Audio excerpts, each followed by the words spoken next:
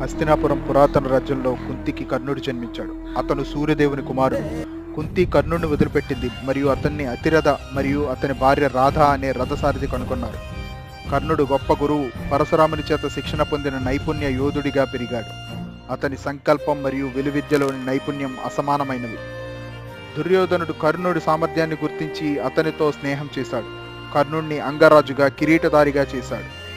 అక్కడ ఏం జరిగిందంటే, ఓ ధనుంజయ, నీ రథం అగ్నిదేవుడి వరం.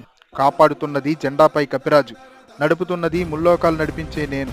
అయినా 2 అడుగులు వెనక్కి తోశాడంటే ఆలోచించు అర్జున. తన సామాన్య యోధుడు కాదు. తన కళ్ళల్లోని తేజస్సు, తన చేతిలోని ధనుస్సు, తన పేరు చరిత్ర ఎప్పటికీ మర్చిపోదు. అతనే సూర్యపుత్ర కర్ణ.